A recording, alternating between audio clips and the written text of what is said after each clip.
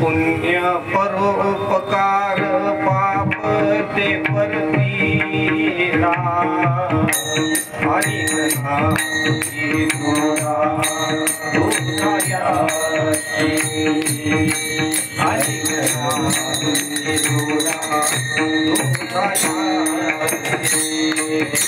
पुण्य परोपकार पाप ते परतीला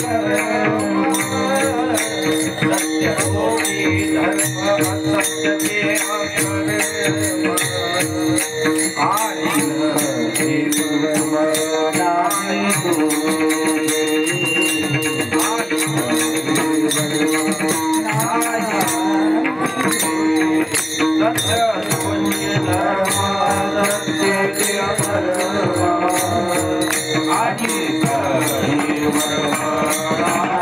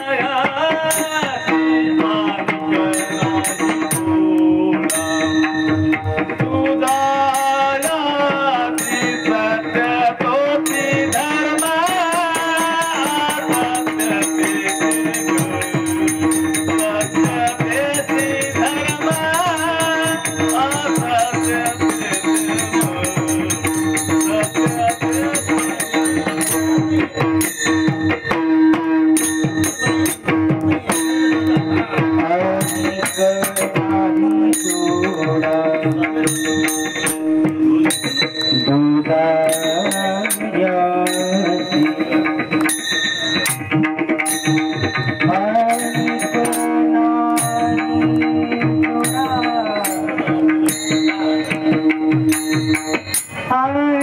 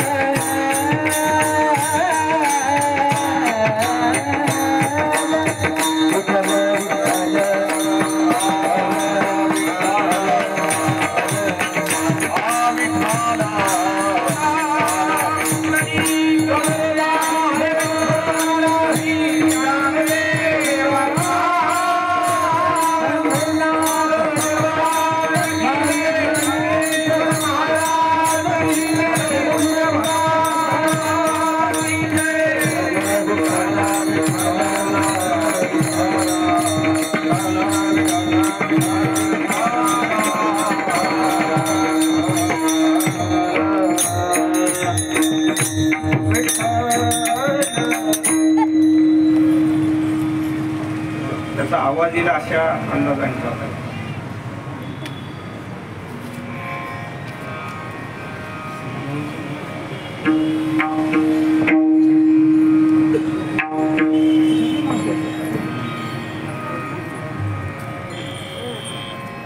पुण्य परोपकार पापते परपीडा, पुण्य परोपकार पापते परपीडा, अनिक नाही जोडा तुझायासी. सत्य तोची धर्म सत्य ते अकर्म, अनिक हे वर्म नाही तुझे. गती तेची मुखी नामाचे स्मरण, गती तेची मुखी नामाचे स्मरण, अधोगती जान विन्मुखता, अधोगती जान विन्मुखता. संतांचा संग तोची स्वर्गवास, संतांचा संग तोची स्वर्गवास, नरक तो उदास अनर्गळा. तुका म्हणे उघडे आहे हित घात, जया जे उचित तैसे करा. विठ्ठल विठ्ठल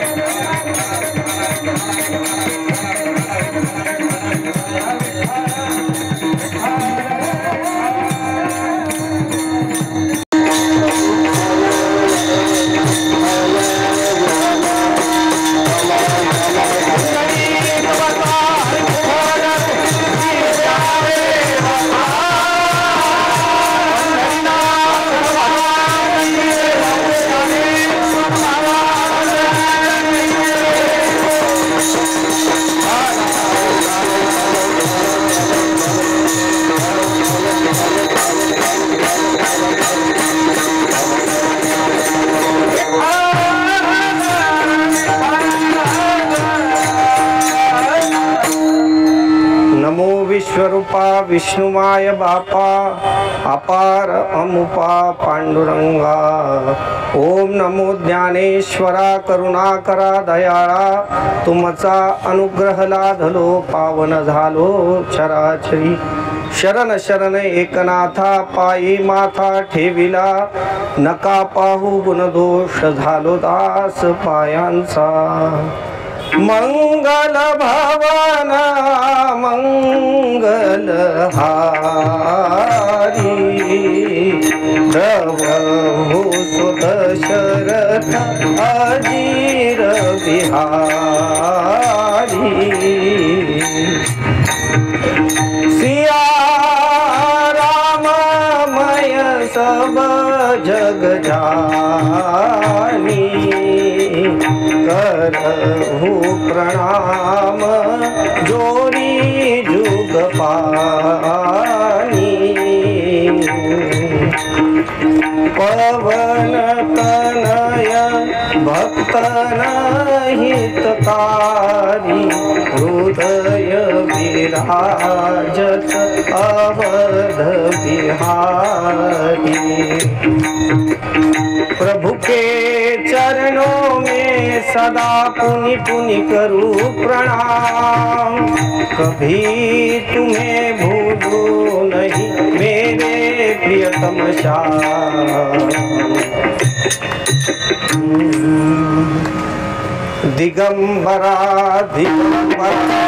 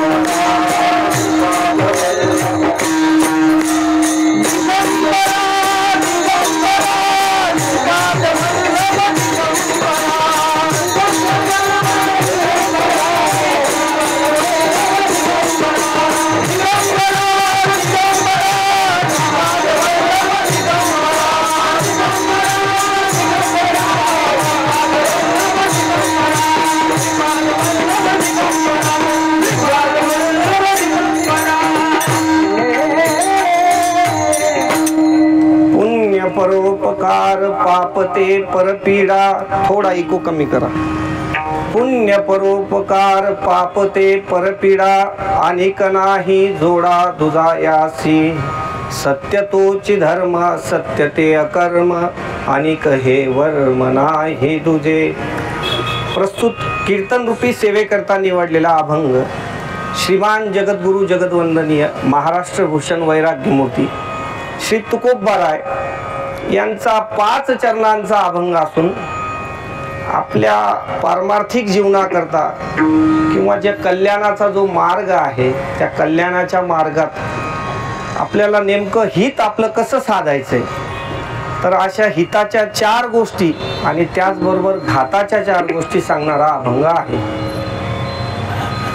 महाराजांचा जो उपदेश आहे, जर आपण गाथ्यात जर बघितलं तर गाथ्याच्या अनुषंगाने बऱ्याच वेळा जे आहेत महाराज आपल्याला जो उपदेश करतात, एखादा हिताचा उपदेश आपल्याला करतात। हिताचा उपदेश म्हणजे आपुलिया हिता जो असे जागता, धन्य माता पिता तयाची। त्याच्यामध्ये आपल्या हिताचा उपदेश सांगतायत, याच्यामध्ये इतर निषेध कोणती गोष्ट सांगितलेली नाही. त्याच्यामध्ये काय काय चांगलं एवढी गोष्ट म्हणजे हिताची गोष्ट तुमच्याकरता सांगितलेली आहे. आणि मग विधिमुखानं जे बोलणं असतं ते हिताचं बोलणं असतं, आणि काही बोलणं विधिमुखाचं असतं, काही बोलणं निषेधमुखाचं सुद्धा असतं.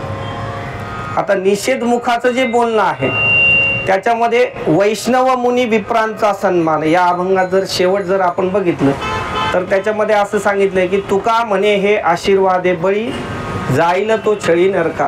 म्हणजे यांचा जो छळ करेल तो कोण नरकाला जाईल. म्हणजे इथं काय सांगितलंय की ते आशीर्वादाने बळी आहेत, त्यांची जर सेवा न करता जर आपल्याकडून काही अपराध घडला तर आपल्याला नरकाला जायची पाळी येईल. असं दोन्ही अंगानं महाराजांचे अभंग आहेत. एक विधिमुखानं बोलणारा अभंग आहे, काही निषेधमुखानं सांगणारे आहेत. आणि या अभंगाचं जर आपण म्हणलो जसं स्पेसिफिकेशन किंवा त्याचं वैशिष्ट्य जर सांगायचं तर याच्या पूर्वार्धात जे आहे, पूर्वार्धात महाराजांनी काय विधीनं सांगायचं तेही सांगितलंय. हिताचा उपदेश पूर्वार्धात आहे आणि तुमचा घात कशानं होऊ शकतो हे अभंगाच्या उत्तरार्धात प्रत्येक चरणात सांगितलेलं आहे. विठ्ठल विठ्ठल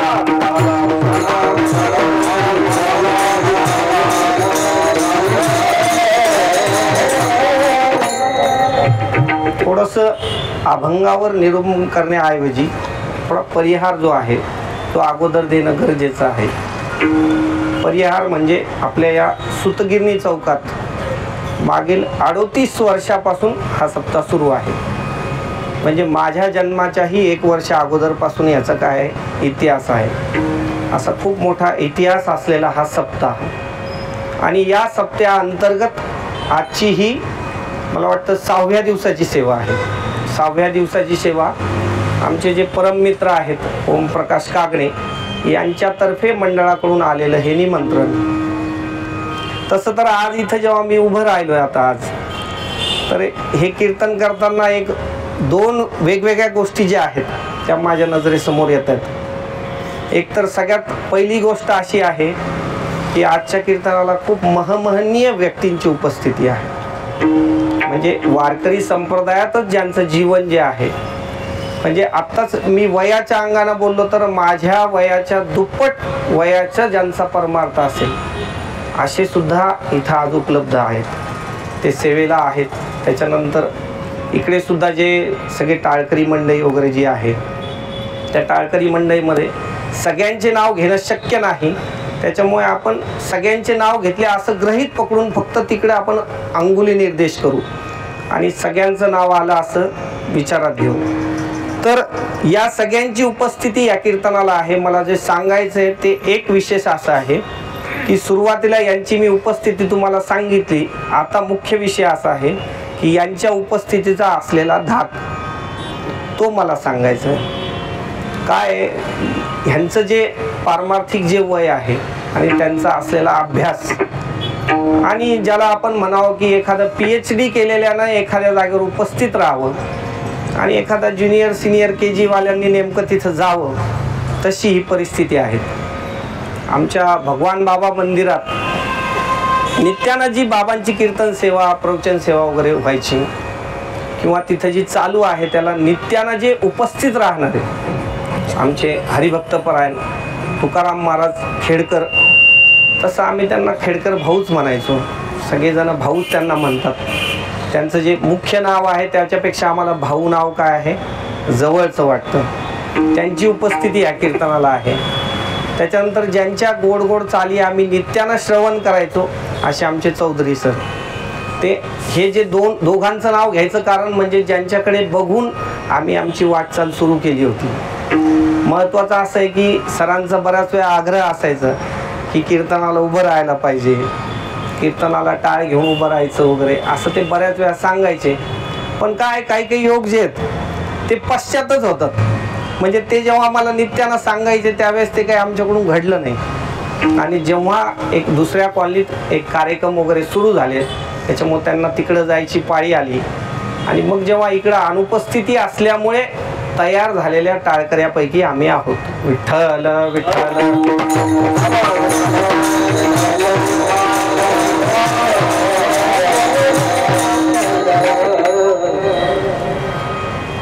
आणि दुसरी गोष्ट अशी आहे की जरी समजा एवढे मोठे मोठे व्यक्ती जरी सेवेला उपस्थित असले तरी त्यांचा धाक जरी असला तरी कसा असतो माहिती का, एखादा जो नेमता असतो आणि जाणत्याची जर उपस्थिती असली तर त्या नेमत्याला जे बर्डन येतं किंवा जे त्याला दडपण येतं, ते दडपण केव्हा येतं की त्याला काहीतरी सिद्ध जर करायचं असलं तर दडपण येतं. पण जिथं जे उपस्थित आहेत ते जर सगळे आपल्या कुटुंबातले जर असले, त्यांची जर पाहण्याची जी नजर आहे ती जर एखाद्या कौतुकाची असली तर तिथं काही दडपण घ्यायचं काही कारणच नाही. त्याच्यामुळे त्यांच्या सगळ्यांच्या चेहऱ्यावरचा जो भाव आहे आज या कीर्तनाला उपस्थित राहण्याकरता त्यांचा महत्त्वाचा असा विषय आहे की ते काही ऐकायला आलेले नाही, ते कौतुक बघायला आलेले. आणि ते कौतुक बघायला आलेले असल्या कारणानं जे दडपणाचा जो विषय आहे तो बाजूला झालेला आहे आणि त्याच्यामुळे कौटुंबिक वातावरणात आपल्याला ही कीर्तन सेवा करायची आहे. असो, आपला मुख्य जो विषय आहे त्याच्याकडे आपण येऊया. ही 38 वर्षापासून इथं नित्यानं हा सप्ताह चालू आहे, म्हणजे प्रतिवर्षी हा सप्ताह चालू आहे.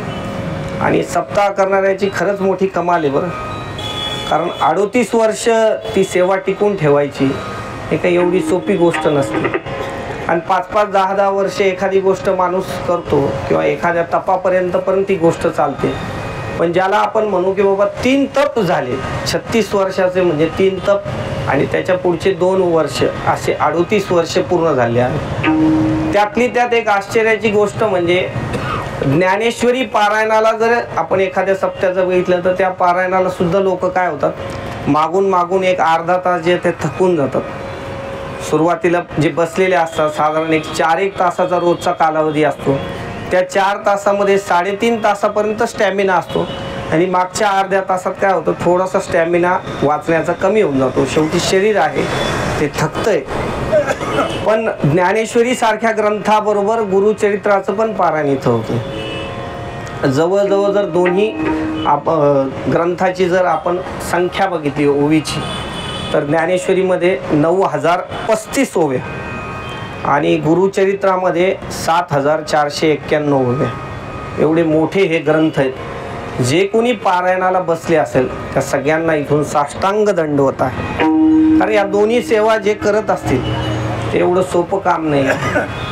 आणि या दोन्ही सेवेच्या अंतर्गत होणारा हा सप्ताह, त्याच्यानंतर परत कीर्तन सेवा आणि त्याला तुमच्या सगळ्यांची असणारी उपस्थिती खरंच कौतुकास्पद आहे. तुमच्या सगळ्यांच्या करता एकदा टाळ्या झाल्या पाहिजे. आता आपण आपल्या मुख्य विषयाकडे येऊया. मुख्य विषय असा आहे की उपस्थितीमध्ये आमच्या मंडळामध्ये जे सध्या माधव महाराज जे आहेत, माधव महाराजांचं हे सगळं मंडळ आहे. तसं माधव महाराजांचं नाव विसरलो नाही बरं मी ओम, पण ते असं आहे कुटुंबातलं जे नाव आहे ना ते माणूस काय होतं थोडं विसरल्यासारखं होतं. आणि विशेष असं आहे की त्यांना त्या नाव घेण्याची अपेक्षाच नाही. जसं मी इथं कोणाची जरी नावं घेतली असेल तर त्या कोणालाच त्याची अपेक्षा नाही. तो एक माझ्या आतला प्रेमाचा भाग आहे म्हणून मी तुमची नावं घेतलेली आहे. असो, जर महाराजांचं जर आपण वाङ्मय बघितलं, सगळ्या साधू संतांचे जर वाङ्मय बघितले तर त्या सगळ्याच्या सगळ्या वाङ्मयामध्ये काय आहे, आपल्या कल्याणाची त्यांना काय आहे तळमळ आहे. प्रत्येक जी साधू संत मंडळी आहे त्यांच्या वाङ्मया जर आपण बारकाईने पाहिलं तर त्यांना असं वाटतं की बाबा आपण हिताच्या मार्गावर यायला पाहिजे. आणि तसं आपण खूप भाग्यवान मंडळी आहे. त्याचं कारण साधू संतांच्या जन्मानंतर आणि वाङ्मयाच्या जन्मानंतर आपला जन्म झालेला आहे. कारण आपल्याला काय आहे, एक कोणती तरी दिशा दाखवणारा एक काय आहे मार्ग त्यांनी तयार करून ठेवलेला आहे. आणि त्या मार्गाकरता त्यांनी अहोरात्र आपल्या जीवनाचा खर्च केलेला आहे. जगाच्या कल्याण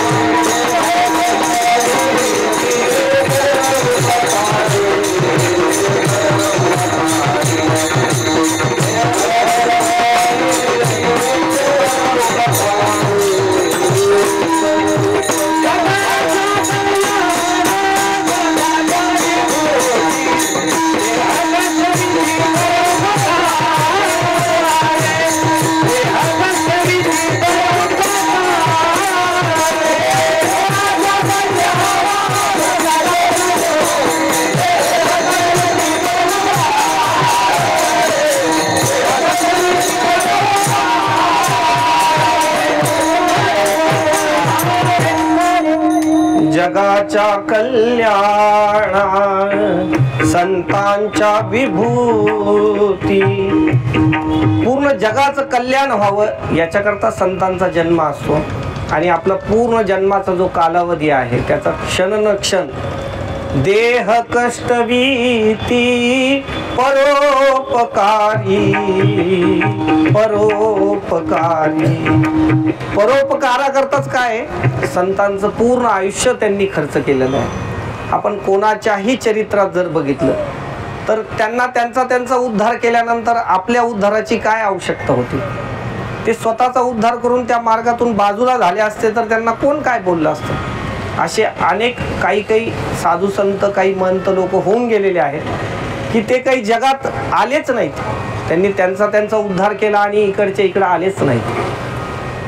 परंतु आपल्यावर विशेष कृपा करणारे ज्ञानोबारायापासून जर आपण बघायला गेलो तर ज्ञानोबारायापासून जवळजवळ तुकाराम महाराजांपर्यंत निळोबारायापर्यंत तिथपासून पुढे जरी आलो तर जोग महाराजांपर्यंत जरी आपण बघितलं तर या ज्या काही सगळ्या संत मंडळी आहेत यांना स्वतःच्या उद्धार त्यांचा झालेला असताना सुद्धा आपल्या सगळ्याच्या उद्धाराची काय होती तळमळ होती.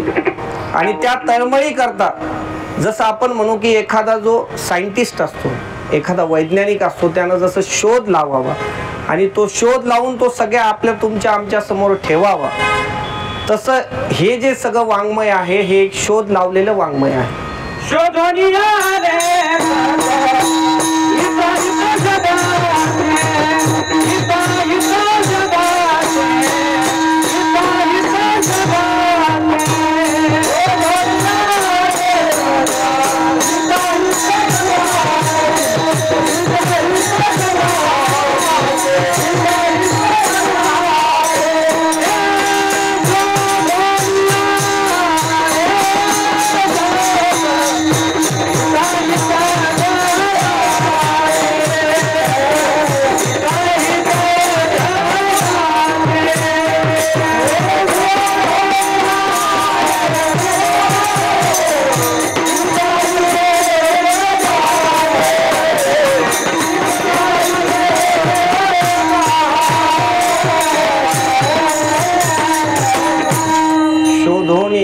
आले संत हिताहित जगाते.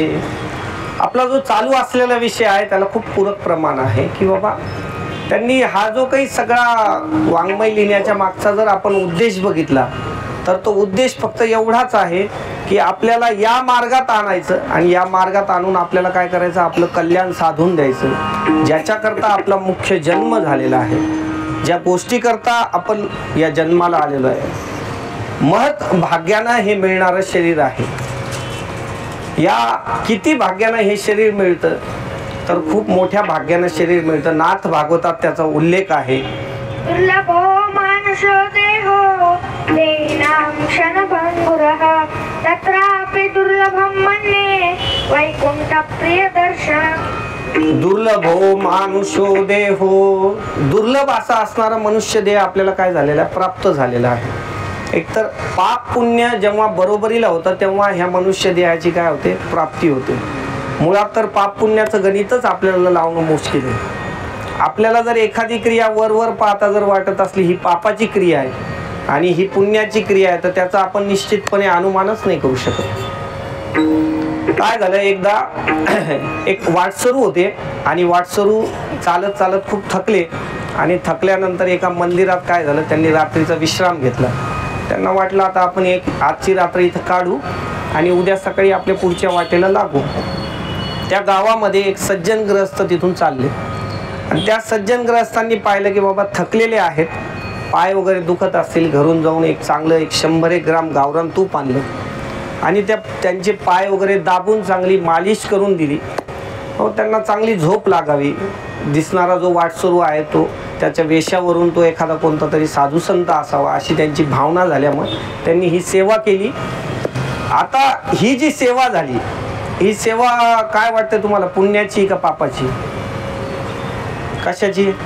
पुण्याची आहे. पण हेच तर आपलं चुकतं ना की पुण्याचं आणि पापाचं आपण गणितच नाही लावू शकत. थोड्या वेळानं असं झालं की त्या वाटसरूला लागली झोप आणि जे गावरान तूप त्याच्या पायाला लावलेलं होतं त्याचा जो हे असतो ज्याला आपण म्हणतो टेस्ट, त्या चांगल्या गोड असलेल्या त्याच्या चवीमुळं लाल मुंग्या ज्या आहेत त्याच्या पायाला झोंबल्या. आणि मग असं झालं की तिथून काही थोडेसे असे गावातले ज्याला आपण म्हणू टार्गेट काट्टे चालले होते, त्यांच्या हातामध्ये एक ऊस होता. त्यांनी तो ऊस खाल्ला, त्या चिवट्या ज्या आहेत त्या अशा केल्या आणि तिथं त्या माणसाला मारण्याच्या हिशोबाने त्यांनी टाकले. तो ते वाटसरूला परेशान करू बाबा, झोपलेला दिसतोय, त्याला मारून टाकू. त्याला मारल्या त्या मारल्यानंतर असं झालं, आता ही क्रिया काय वाटते, कशाची वाटते, पापाचीच वाटते ना वर पाहता. पण इथंही आपलं चुकतं. जरी त्यांनी तसं केलं तरी असं झालं की त्या ज्या मुंग्या होत्या त्या इकडं जास्त गोड असल्यामुळे तिकडून इकडं आल्यात. मग आता क्रिया कोण ठरवतं, पापाची का पुण्याची, आपल्यावरून ठरते का ती? म्हणजे आपल्याकडे काय आहे, पाप कोणतं आहे पुण्य कोणतं हे आपल्याला कळतच नाही. आणि असं असल्यामुळे आपण ज्या क्रिया करतोय त्या नेमका कोणत्या सदरात पडतात हे आपल्याला माहीत नसल्यामुळे आपण त्याचा कोणता जरी निर्णय केला तर त्या निर्णयाला काय काहीच अर्थ नाही. ते निर्णय करणारे जे आहेत ते साधू संत आहेत, ते ग्रंथ आहेत, किंवा जो लिहिणारा विधाता आहे त्याच्या हातात ती गोष्ट आहे, त्याचा होणारा जो परिणाम आहे त्याच्यावर त्या सगळ्या गोष्टी आहेत. त्याच्यामुळे आपल्याकडे नेमकं पुण्य घडते का पाप घडते हे आपल्याला माहीत नसल्यामुळे आपण कल्याणाच्या मार्गावर आहोत, हिताच्या मार्गावर आहोत का घाताच्या मार्गावर आहोत हे आपल्याला काही कळतच नाही. आणि ते न कळल्यामुळे मग साधू संतांना काय आपली कळवळा निर्माण होतो. आणि मग कळवळा जेव्हा निर्माण होतो तर साधू संत अनेक उपाययोजना अशा करतात की आपल्याला फिक्स कल्याण आणि फिक्स घात कशात होणार आहे, ज्याला आपण म्हणतो की 100% बरोबर असणारी गोष्ट जी आपण आपल्या हिशोबानं न ठरवता साधू संतांनी ज्याला शोध करून जो मार्ग तयार करून दिलेला आहे त्या मार्गावर जर आपण आरूढ झालो तर आपल्या जीवनाचं निश्चित कल्याण होणार आहे. विठ्ठल विठ्ठल.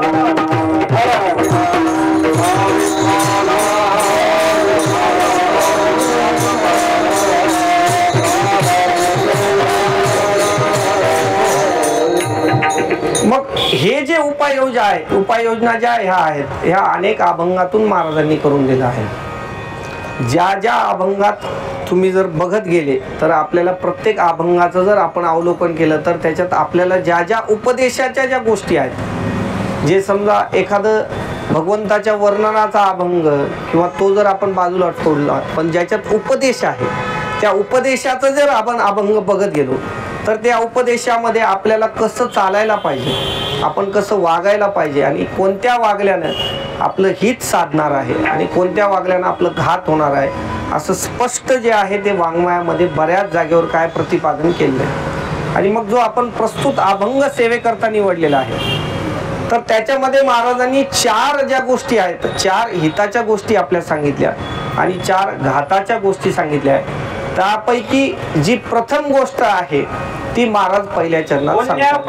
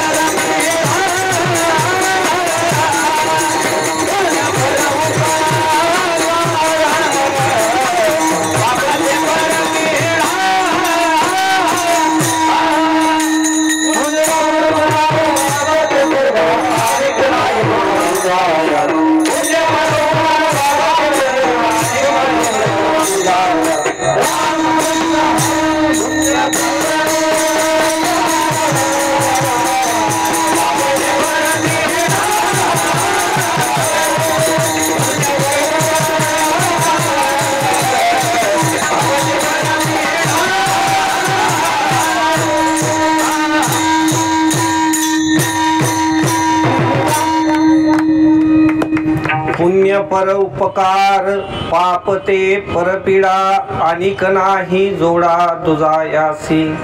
काय आजचा जो अभंग आहे ना निवडलेला, काही काही जे अभंग आहेत ना त्याला अशा चाली लावून ठेवलेल्या आहेत की ते दुसऱ्या चालीमध्ये जेव्हा येतं ना तेव्हा ते म्हणायला सुद्धा अवघड जातं, कारण त्याचे शब्दच बसत नाहीत लवकर.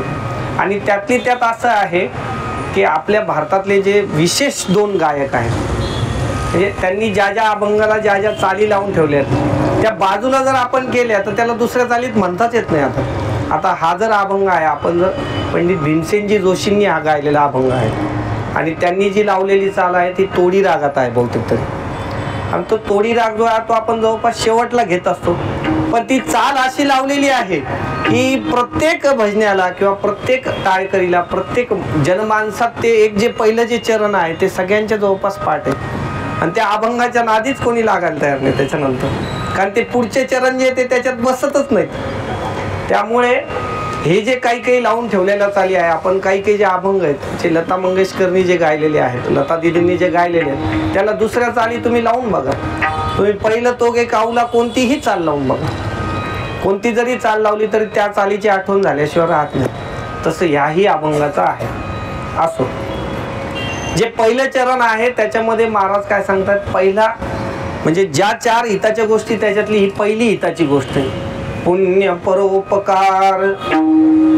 पुण्य जर तुम्हाला कमवायचं असेल, पुण्य जर मिळवायचं असेल तर त्याच्याकरता काय पाहिजे जीवनात, परोपकार पाहिजे. परोपकाराशिवाय तुम्हाला पुण्याची प्राप्ती होऊ शकत नाही.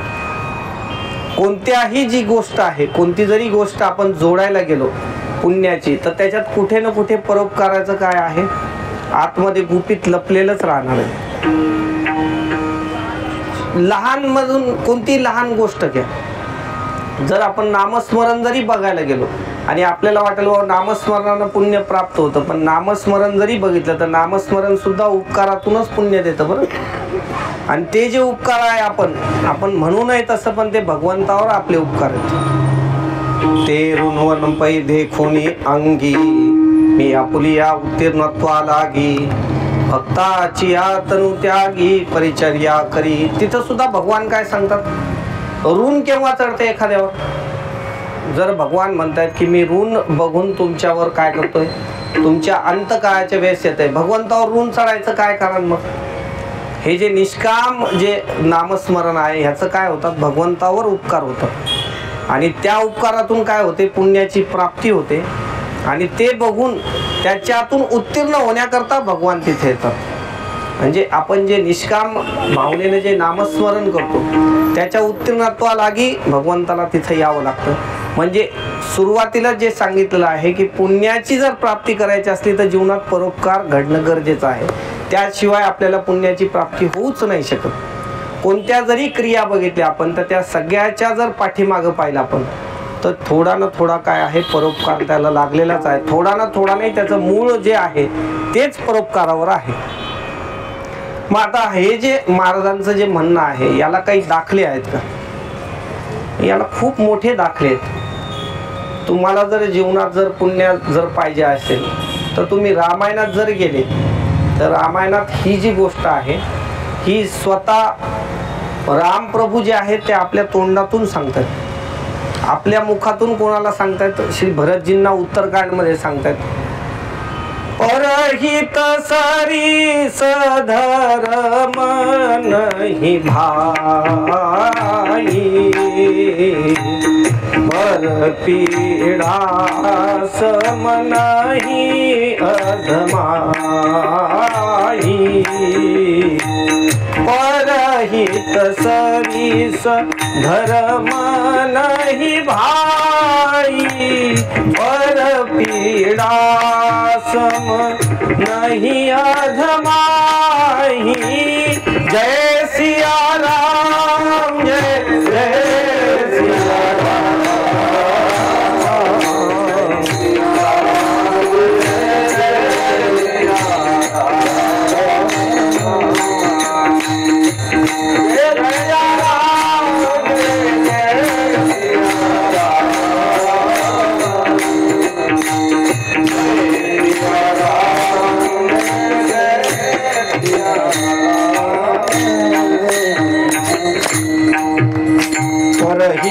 सरीस धर्म नाही भाई. श्री भरतजींना हा चाललेला काय साधू संतांचा जे लक्षण आहे त्याच्या अंतर्गत सांगितलेली ही गोष्ट आहे.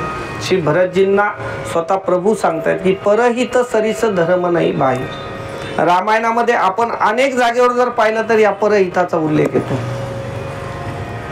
जेव्हा श्री जटायूजी जे आहेत तर जटायूजी जेव्हा सीतामय्याचं जेव्हा अपहरण झालं आणि वरतून बघितलं की बाबा आता रावण जे आहेत ते रावण त्यांना घेऊन चाललेले आहेत आणि जेव्हा रावणाने नेण्याचा प्रयत्न केल्यानंतर जटायूजींनी त्यांना बघितलं आणि बघितल्यानंतर आता आपल्यातली जेवढी शक्ती असेल तेवढ्या शक्तीनिशी आपण ते कार्य पुढं करू आणि सीतामय्यांना ह्याच्यातून सोडवू. याच्याकरता काय झाले जटायूराज पुढे गेले आणि जसं पुढे गेले तर सुरुवातीला असं झालं की जटायूजींनी जसं आक्रमण केलं तर पहिल्या आक्रमणात जे आहे ते रावण सुद्धा थोडा घाबरला. बरं रावणाला सुद्धा मूर्छा आली होती कारण जी जटायूजींची जी शक्ती होती ना त्या शक्ती पुढे जे आहे ते रावणाची शक्ती काम करायला तयार होती आणि मग रावण थोडासा घाबरलेला आहे त्यावेळेस.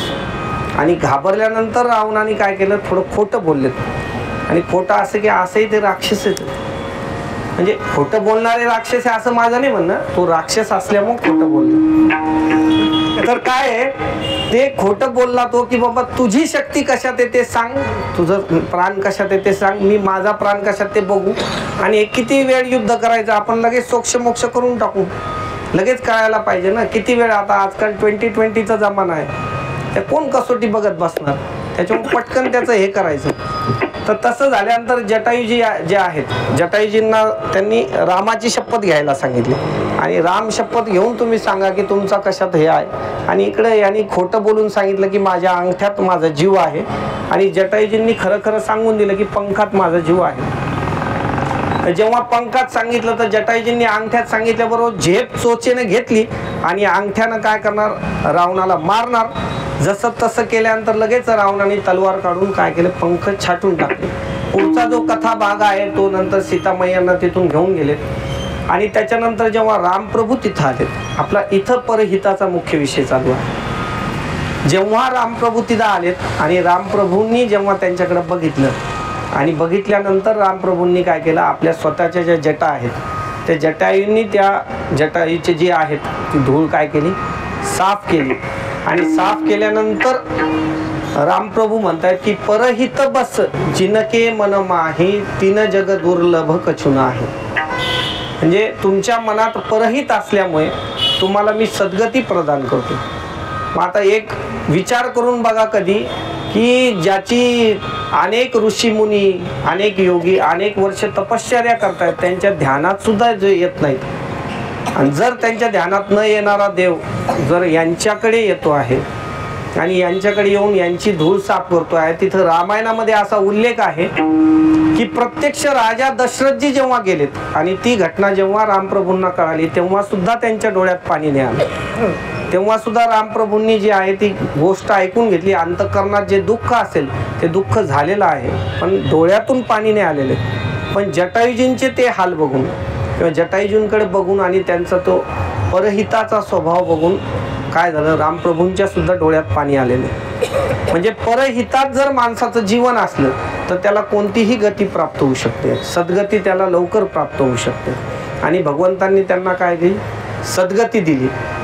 आणि मुळात जर असं बघायला गेलो आपण तर आपल्याला वारकरी वैष्णव किंवा जर आपल्याला चांगलं माणूस जर म्हणून घ्यायचं असेल तर त्या चांगल्या माणसाच्या अंतःकरणात परहिताचा स्वभाव पाहिजेच.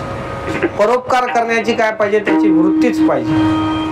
जर तसं नसलं तर त्याला ते म्हणताच येत नाही, त्याचं नावच वैष्णव होत नाही. या अंगाचं सुद्धा एक भजन जे आहे संत नरसिंह मेहतांचं आहे ते आपल्या सगळ्यांचं सर्वश्रुत भजन आहे. वैष्णव जन तो तेने कहिए जे पीड पराई जाने रे. वैष्णव जन तो तेने कहिए पीड पराई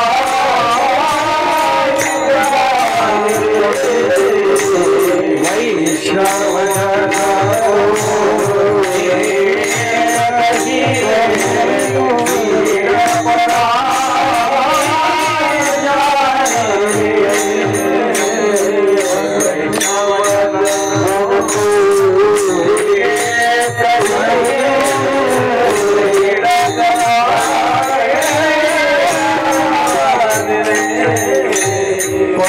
दुःखे उपकार करे मन अभिमान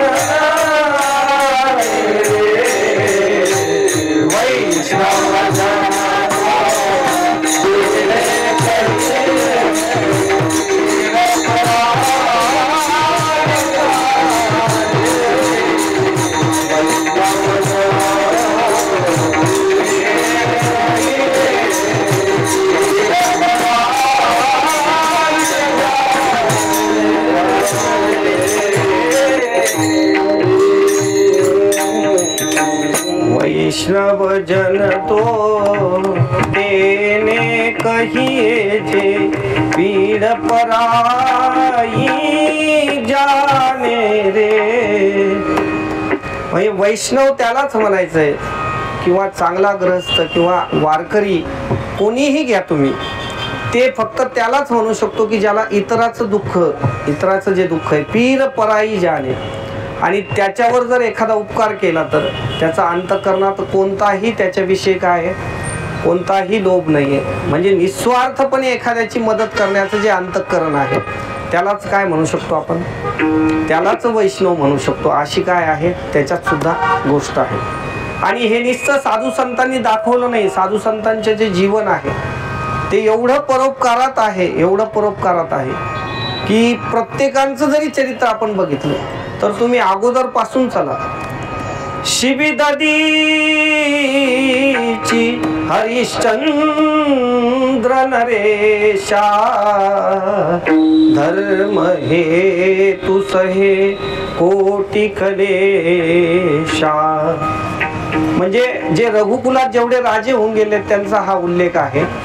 शिबी राजा आहेत किंवा इतर मुनी जे आहेत, दधीची मुनी वगैरे जे आहेत, हरिश्चंद्र राजा आहेत, या सगळ्यांचं जर जीवन बघितलं आपण तर हे एवढं परोपकाराचं जीवन होतं. शिबी राजांचं जर आपण थोडं जर चरित्र पाहिलं तर शिबी राजांकडे अशी गोष्ट घडली होती की शिबी राजा बसलेले होते आणि बसल्यानंतर असं झालं की त्यांची परीक्षा घेण्याचं इंद्रदेवांच्या अग्निदेवाच्या मनात आलं की बाबा याची परीक्षा घेऊ आपण, हे खरंच परोपकारी आहेत का, ज्या परोपकाराकरता हे जाणल्या जातात तर त्यांची थोडी परीक्षा घेऊन आपण नेमकं बघू. तर ते इंद्रदेव जे आहेत त्यांनी काय केलं, त्यांनी कबुतराचं रूप घेतलं, आणि अग्निदेव जे आहेत अग्निदेवांनी कबुतराचं रूप घेतलं आणि इंद्रदेवांनी बाज पक्षाचं रूप घेतलं. आणि ते तिथं काय झाले, परीक्षा घ्यायला गेले. त्यांची परीक्षा अशी घेतली की बाज पक्षी जे आहे ते कबुतराचा पिछा करत तिथपर्यंत आलं आणि शिबी राजांच्या शरीराला ते कबूतर गेलं. आणि शिबी राजांना जसं त्यांच्या भाषेत बोलू लागलं कबूतर की बाबा हा मागं लागलेला हा मला मारणार आहे, मी तुमच्या शरणाला आलेलो आहे, तुम्ही मला वाचवा. मग आता बाज पक्षी तिथं आला आणि बाज पक्षी जे आहे तोही बोलू लागला. तो सांगू लागला की बाबा हा माझा धर्म आहे शिकार करणे, आणि मी मांसाहारी आहे म्हणे, मी त्याला मारणार म्हणे, आणि माझी शिकार तुम्ही मध्ये घ्यायचं तुमच्याकडे काहीच अधिकार नाही म्हणे, तुम्ही असं मध्ये आमच्या दोघांचे येऊ नाही शकत म्हणे. जेव्हा हा संवाद चालू होता तेव्हा शिबी राजाने सांगितलं की तो माझ्या शरणाला आलेला आहे, मी शरणागताला शरण देणं माझं काम आहे, तू याच्या बदल्यात जे पाहिजे ते सांग. तर ते म्हणे मी मांसाहारी म्हणे, मी मांसच खाणार म्हणे, आणि आता तुम्ही समजा दुसरं कोणतं मांस जरी उपलब्ध करून दिलं तर ते कोणाच्या न कोणाच्या हत्येतूनच ते मांस निर्माण होणार आहे. मग याचीच कबुतराची हत्या केली तर तुम्हाला काय बिघडणार आहे. आणि जर मी उपाशी मेलो म्हणे तर माझ्यासोबत माझं जे कुटुंब आहे ज्याची पालन पोषणाची जबाबदारी माझ्यावर आहे ते कुटुंब सुद्धा काय होईल, उपाशी मरल. तर तुम्ही काय करा, तुम्ही हे सोडून द्या कबूतर, हे माझी शिकार आहे. राजांनी सांगितलं की बाबा ते मांस इतराचं देणार नाही, कबुतरालाही सोडणार नाही. तर ते म्हणे नाही म्हणे, तसं कसं चालेल म्हणे, तुम्हाला ते करावंच लागेल म्हणे काहीतरी उपाययोजना. तर त्याच्यानंतर बाज पक्ष्यांनी सांगितलं की बाबा तुमच्या अंगाचं मांस द्या म्हणे कबुतराच्या वजना येऊन, तर मग याच्यातून सुटका होऊ शकते. शिबी राजांनी खूप हसतमुखाने मान्य केली ही गोष्ट, आणि जेव्हा मान्य केली तेव्हा कबुतराला एका पारड्यात ठेवण्यात आलं आणि शिबी राजांनी आपलं मांस कापायला तिथं सुरुवात केली. जसं ठेवलं तसं आता ते शेवटी देवच होते, त्यांनी वजन वाढवायला सुरुवात केली. जसं वजन वाढवायला सुरुवात केली तर पूर्णच्या पूर्ण शिबी राजा पारड्यात बसले, तरी सुद्धा काय झालं, शिबी राजा बाजूला हटले नाहीत. आणि या परोपकारावर काय झाले, सगळे ते देवतागण खुश झाले. खुश झाल्यानंतर ते खाली त्यांनी त्यांचं जे खरं रूप आहे ते खरं रूप दाखवलं. आणि दाखवल्यानंतर त्यांनी सांगितलं की राजा, आम्ही जे ऐकून होतो तुझ्या परोपकाराबाबत, हा निश्चितच परोपकाराचा काय आहे, परमोच्च क्षण आहे. तुम्ही जे परोपकार दाखवला की आपला देह गेला तरी सुद्धा आम्ही त्याच्यातून बाजूला होणार नाही, अशा अंगाचं काय आहे परोपकाराची ही शृंखला आहे. तुम्ही दधीची मुनीकडे जरी गेले तर दधीची मुनींचं जर चरित्र बघितलं तर दधीची मुनींचं सुद्धा असं आहे की त्यांना इंद्र जे आहे, इंद्राला वृत्रासुर राजाला मारायचं होतं. वृत्रासुर जो राक्षस होता त्याला मारायचं होतं आणि इंद्राला त्यांनी सांगितलं की फक्त दधीची मुनीचीच अस्थी जर आणली तर त्याच्यानं काय होईल, त्या वृत्रासुराचा वध होईल. स्वतः जिवंत असताना तुम्ही बघा बरं एखाद्याला असं की बाबा आपले हाडं द्यायचे असं कोणी जर सांगितलं की तुमच्या हाडाने हे असं असं काम होणार, आपण तर त्याला म्हणू हाड करत नाही हे काम, आपण त्याला सुद्धा जवळ नाही आणणार. पण आपले हाड देऊन टाकायचे म्हणजे किती मोठी गोष्ट आहे, ते पण जिवंत चांगल्या अवस्थेत असताना. म्हणजे एवढी मोठी काय आहे परोपकाराची शृंखला आहे. आणि त्यांच्यामुळे त्यांनी काय केली, परमात्म्याची त्यांना प्राप्ती झाली आहे. विठ्ठल विठ्ठल.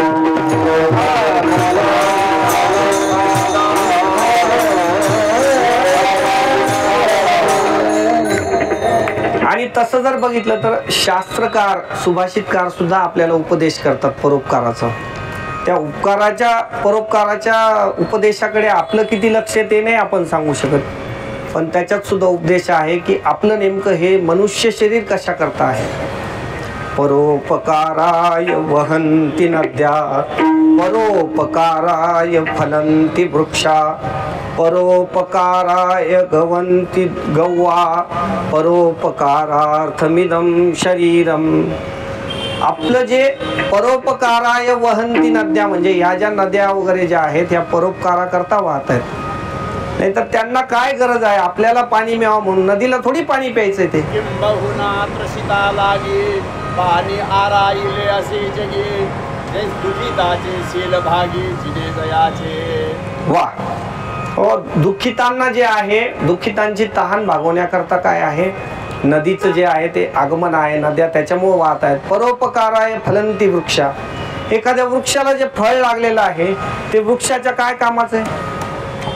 तुम्ही असं कधी बघितलं की आंब्याच्या झाडातून असे हात आले, चला आमरसाचा सीझन आहे, 2-4 आंबे पिळू, जरा आमरस तयार करून घेऊ बाबा आंब्याचा रस, आपल्या करताय ना ते सगळं, त्यांना त्याचा काय उपयोग आहे. तसं गाईचं जे दूध आहे ते सुद्धा परोपकारा करता आहे. आणि त्याच्यानंतर पुढचा उपदेश जो आहे तो मानवा करता आहे. आपण हे सगळे तर बघतो, पण आपल्या करता काय उपदेश आहे ते बघा. आपल्या करता विषय की परोपकारार्थमिदं शरीरम, या शरीरानं नित्य काहीतरी परोपकार झाला. जर तसा परोपकार जर शरीरानं घडला तरच आपल्याला काय होऊ शकते, तेच आपल्या हिताची गोष्ट आहे. तुका म्हणे फार थोडा तरी परोपकार, थोडा तरी परोपकार, थोडा तरी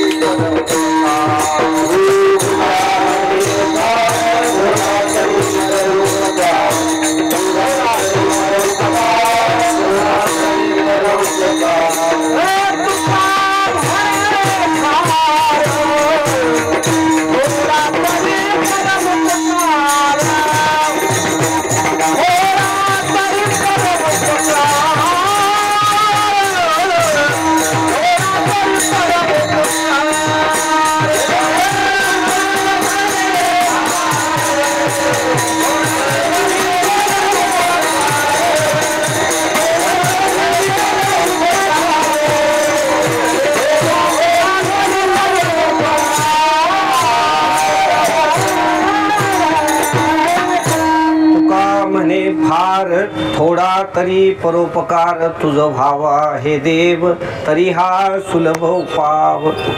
इथे बघा तुम्हाला भगवंताच्या प्राप्ती करता परोपकाराचं काय एक विशिष्ट वेगळं एक साधनच सांगितलं. या अभंगात मला वाटतं 4-5 साधनच आहेत. तुम्हाला जर भगवंताची प्राप्ती करून घ्यायची तर भावे गावे गीत पासून जर आपण बघितलं तर सगळे एक उपायच आहेत त्याचे. एक उपायावर जरी आरूढ झालो आपण तर त्या एक उपायापासून काय होऊ शकते, भगवंताची प्राप्ती होऊ शकते. तसा परोपकार जो आहे तो सुद्धा एक स्वतंत्र विषय आहे. तेवढ्या एका गोष्टीनं पुण्याची प्राप्ती होऊ शकते आणि त्या पुण्यानं काय होते, भगवंताची प्राप्ती होऊ शकते. त्याच्यामुळे परोपकार जीवनात खूप महत्त्वाचा आहे. आपण तिकडं आपण बघितलं रामायणामध्ये अलीकडं जर आपण आलो तर संत मांदियांचं जीवन बघा, त्यांचं जर जीवन बघितलं आपण तर श्री एकनाथजी महाराजांच्या जर जीवनात आपण पाहिलं तर काही प्रसंग असे आहेत की ते प्रसंग पाहिल्यानंतर आपल्याला आश्चर्य वाटतं की असे कसे वागले असते, आपल्याकडून त्याच्यातली कोणतीच गोष्ट घडणं शक्य वाटत नाही. एकदा असं झालं की महाराजांच्या घरी रात्रीच्या वेळेस एक 4-5 ब्राह्मण मंडळी आले आणि त्यांनी सांगितलं की आम्हाला भोजन करायचं. आता भोजन करायचं आहे तर त्याच्यानंतर महाराजांनी सांगितलं ठीक आहे, काही हरकत नाही. त्यांच्या ज्या पत्नी होत्या गिरिजाबाई त्या सुद्धा लगेच तयार झाल्या. आत्ताच्या सारखं महाराजांना विचारावं पण नाही लागलं की कसं करायचं काय करायचं, त्या लगेच तयारच होत्या. त्यांनी सांगितलं तुम्ही सांगा काय स्वयंपाक करायचा, आम्ही तयारच आहोत. फक्त अडचण त्यांच्याकडे एकच होती की आजूबाजूला खूप मुसळधार पाऊस चालू होता आणि इंधन फक्त उपलब्ध नव्हतं, बाकी साधन सामुग्री उपलब्ध होती. महाराजांनी जो आपल्या झोपण्याकरता जो पलंग होता तो पलंग काय केला, तो पलंग लगेच तोडून टाकला आणि तो तोडून काय केला, स्वयंपाक केला. आणि ते जे ब्राह्मण मंडळी त्यांनी सांगितलं की अवा आम्ही आंघोळ केल्याशिवाय भोजन करत नाही, मग आता काय करायचं. मग ते जे इंधन होतं त्याच्यात तेवढं काम झालं आणि जे उरलं जे आता पाणी गरम करायचं तर घरातले जे पाटे वगैरे जे होते ते सगळेच्या सगळे महाराजांनी जाळून टाकले आणि जाळून काय केलं, त्यांच्या आंघोळीची पण व्यवस्था केली. आता सांगा बरं आपल्याकडून अशा गोष्टी शक्य आहेत का? परोपकार आपल्याकडून किती घडतोय? आपल्या प्रत्येकाने आपापल्या जीवनाचं अवलोकन करायचं. आपल्याकडून अशी काही परोपकाराची गोष्ट घडते का? जर परोपकार घडला नाही तर पुण्याची प्राप्ती होऊ नाही शकत. जर पुण्य जर पदराला नसलं तर भगवंताची काय भेट होऊ नाही शकत. आपल्याला जो कल्याणाचा मार्ग आहे त्याच्यातला सर्वप्रथम उपाय किंवा पुण्याची जर प्राप्ती करायची असेल तर परोपकार जीवनात पाहिजे. आपण आता नाथ महाराजांच्या जीवनात आलेलो आहे. काय झालं, आज चौधरी सर आहेत, त्यांचं नाव एकनाथ महाराज, त्याच्यामुळे आपण नाथ महाराजांचंच बघू. नाथ महाराजांच्या जीवनातल्या अजून कितीतरी गोष्टी तुम्ही बघा. एकदा असं झालं की नाथ महाराज जे आहेत त्यांच्या घरी पित्राचं जेवण होतं आणि पित्राचं जेवण चांगलं तयार केलं आणि सगळ्या ब्राह्मण मंडळीला काय वेळ दिलेली होती, जी दुपारची वेळ असेल त्यावेळेस सगळ्यांनी भोजनाला या आणि एक साधारण एक अर्ध्या तासाचा अवधी बाकी असेल तेवढ्यात तिथून थोडेसे जरा गोरगरीब लोक, ज्याला आपण म्हणू की थोडं खालच्या जातीतले, त्यावेळेस जी वर्णाश्रम जे धर्म असेल त्यावेळेसचा तो विषय आहे, तेव्हा ते तिथून चालले असताना महाराजांच्या घराजवळ त्यांचं काय झालं, 2 मिनिटं ते थांबले आणि जो स्वयंपाकाचा जो सुगंध येतोय ते बघून ते विचार करायला लागले. तर महाराजांनी विचारलं काय झालं, आणि तो तुमच्या घरातल्या स्वयंपाकाचा सुगंध बघून आम्हाला जेवणाची इच्छा झाली, पण आमच्या कुठं नशिबात म्हणे एवढं भारी जेवण. महाराज म्हणले बसा. लगेच ताबडतोब काय केलं, लगेच बसवलं आणि बसवल्यानंतर लगेच त्यांना जेवण देऊन टाकलं. आणि जेवण झाल्यानंतर ब्राह्मण मंडळी आली. त्यांना थोडा राग आला की म्हणे आमच्याकरता केलेलं जेवण होतं आणि तुम्ही खुशाल यांना खाऊ घातलं, आणि हे असं खाऊ घातल्यानंतर आता तुम्हाला वाटतं का आम्ही इथं राहू. रागानं ते काय केले, निघायला लागलेत तिथून. जसं निघायला लागलेत महाराजांनी विनवणी केली की बाबा स्वयंपाक लगेच तयारच आहे, तुम्ही फक्त बसा, एक 5 मिनिटात सगळं काम पुढचं सुरू होऊन जाईल. पण ते नाही म्हटले आणि निघून गेले. मग आता पितर जे जेवायचे ते तर तसेच राहून गेलेत. महाराजांनी प्रत्यक्ष पितरांचं आव्हान केलं आणि प्रत्यक्ष पितरांनाच खाली बोलवलं. पण हे जे पितरांना जे खाली बोलवायचं हे पुण्य महाराजांकडे कसं तयार झालं, ही शक्ती कशी तयार झाली, या परोपकारातून ती शक्ती निर्माण झाली. त्याच्यामुळे आपल्या जीवनात नेमका परोपकार काय घडतोय, तुम्ही त्यांच्या जीवनातल्या कितीतरी गोष्टी बघा की त्या परोपकाराच्याच आहेत. प्रयागराजवरून जे पाणी आणलेलं आहे ते रामेश्वराच्या तीर्थाला न्यायचं. आपण आपली बिस्लरी बॉटल सुद्धा शेजारच्याला देत नाही. बघा तुम्ही एखाद्या वेळेस विचार करून बघा, किंवा आपल्या बाजूला खरंच कीर्तनात तरी आपल्याकडून घडतं का, आपण एखादी पाण्याची बॉटल आणलेली आहे आणि एखाद्याला तहान लागली ना आपण आपली पाण्याची बॉटल त्याला देतो का. मग हे कसं काय शक्य आहे. जर असं जर घडलं नाही तर ते पुण्य आपल्या पदरी येणारच नाही. तर प्रयागराजवरून आणलेलं तीर्थ जे रामेश्वराला न्यायचं आहे आणि मध्ये त्या वाळवंटात एका गाढवाला पाहिलं तळमळ करताना आणि ते तीर्थ त्याला प्राशन केलं. सोबतचे माणसं म्हणायला लागले पाण्याची काही व्यवस्था करू. ते म्हणे पाण्याची व्यवस्था करूच तर याचा जीव जाईल म्हणे, आणि हेच खरे हेत म्हणे. म्हणजे इतर जे प्राणी मात्र आहे. आणि दुसरी गोष्ट अशी आहे की परोपकार जो आपण करतोय तो काही आपण इतरावर करत नाही. प्रत्येक प्राणी मात्रात काय आहे, त्याच भगवंताचा तो अंश आहे.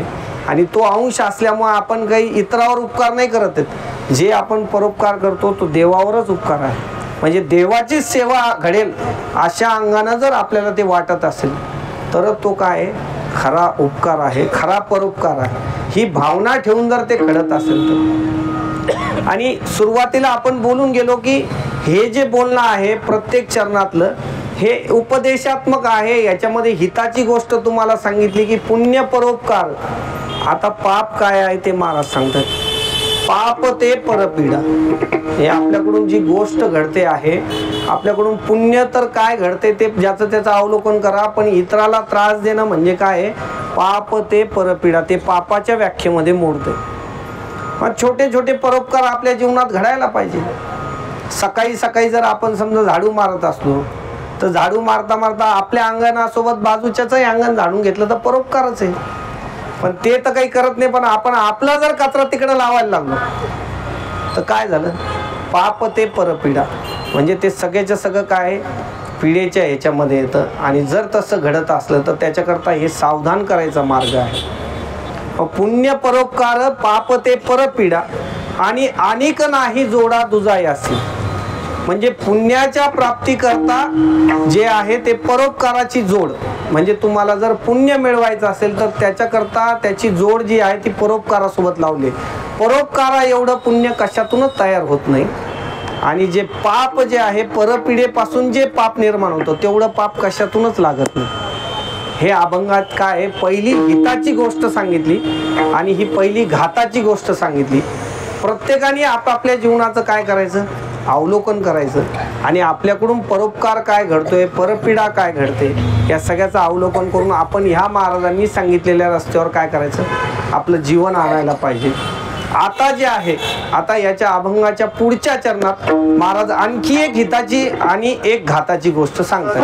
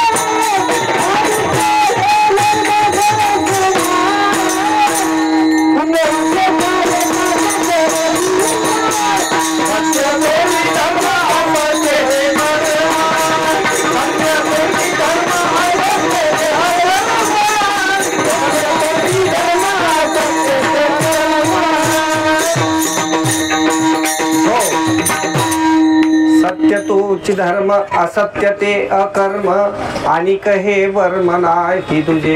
हे जे अभंग आहे ना या अभंगाला ध्रुपद नाहीये. त्याच्यामुळे थोडंसं काय होतं गाताना असं वाटतं की बाबा हे ध्रुपद असेल तरी ध्रुपद असेल. तर ध्रुपद बरेचसे अभंग जे आहेत त्याला ध्रुवपद नाहीये. त्यापैकी हा एक अभंग आहे. सत्य तोची धर्म असत्य ते अकर्म. महाराज इथं उपदेश करतायत, हिताची वाट दाखवतायत की सत्य तोची धर्म.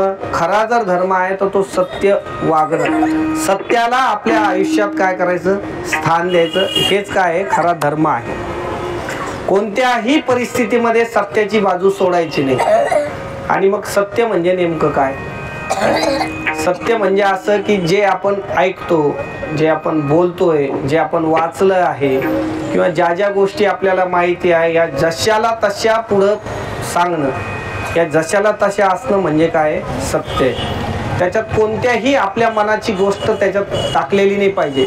जी आपल्या स्वार्थाकरता आपण जर त्याच्यात काही बदल केलेला असला तर ते सत्याच्या व्याख्येत काही मोडत नाही. थोडा जरी त्याच्यात मागं पुढं जर एखादी गोष्ट झाली. आता कीर्तनकार सुद्धा जे आहेत त्यांनी सुद्धा सत्याची जी गोष्ट आहे ती सांगताना थोडीही मागं पुढं नाही करायला पाहिजे. कीर्तनकार आहेत, प्रबोधनकार आहेत, त्या सगळ्यांनी सत्याची जी गोष्ट आहे ना ती सांगताना जे वाङ्मयात आहे तेच सांगायला पाहिजे. त्या वाङ्मयाची चाकोरी थोडी बाजूला नाही व्हायला पाहिजे. जर तसं नाही केलं तर सत्य असत्य बोलल्याचं काय होईल? पाप लागेल. आता बऱ्याच वेळा काय होतं, ऐकण्यात येतं म्हणून हा विषय निघाला. तसा हा उपदेश करण्याचा विषय नाही बरं. तुम्हाला विषयात विषय निघाला म्हणून सांगतो. विषय असा आहे की आजकाल बऱ्याच कीर्तनात असं म्हणतात की कुठे कीर्तनाला जर गेलं तर तिथं काय करायचं? मागायचं नाही, पण जे दिलं ते घेऊ शकतात. म्हणजे नाही मागितलं तर व्यवहार घडत नाही असं त्यांचं म्हणणं आहे. मग आता जर वाङ्मयाचा जर आपण याला आधार घ्यायला गेलो तर वाङ्मयात एखादं असं प्रमाण दाखवा म्हणावं की बाबा जे दिलं ते घ्यायला काय तिथं तुम्हाला मुबलक म्हणजे हे केली परवानगी दिली असं एखादं दाखवा. आणि परवानगी न दिलेल्याचा मी दाखला तुम्हाला देतो. तुम्ही जर चिरंजीव जर पद पाहिलं तर चिरंजीव पदामध्ये कितीतरी अशा ओव्या आहेत की त्याच्यामुळे असं सांगितलं की कुटुंब आहारा कारणे अकल्पित नमय तरी कोरान न करणे ऐसी स्थिती जे वर्तने ते जाणणे शुद्ध वैराग्य. पुढची ओवी ऐसी स्थिती नाही जासी तव कृष्ण प्राप्ती कैची त्यासी या लागी कृष्ण भक्तासी ऐसी स्थिती असावी.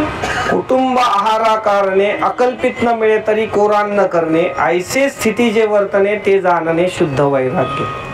वैराग्याची व्याख्या सांगताना इथं नाथ महाराज सांगतायत की आपल्या कुटुंबाचा आहार जर आपल्याकडून होत नसला, त्याचं जर भरण पोषण आपल्याकडून होत नसतं. काही लोक सांगतात त्यांचं त्यांच्यावरच आहे, त्यांचं त्यांच्यावर जे म्हणतायत त्यांना सुद्धा हा उपदेश आहे की त्याच्यावर टाकू नका. इथं उपदेश सांगितलेला आहे अकल्पित न मिळे तरी कोरान न करणे ऐसी स्थिती जे वर्तने ते जाणणे शुद्ध वैराग्य.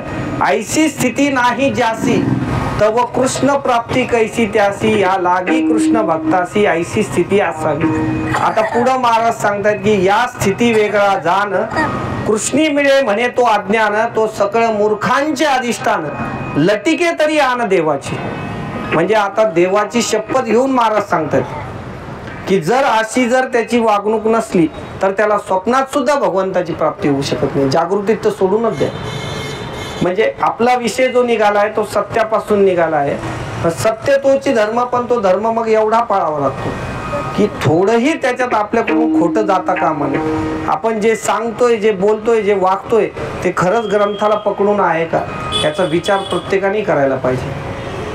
आणि किती सत्य वागायला पाहिजे प्रत्येक गोष्टी करता काय आहे, पुराणामध्ये एक एक दाखलेच असे आहेत की ते जिवंत उदाहरण आहेत.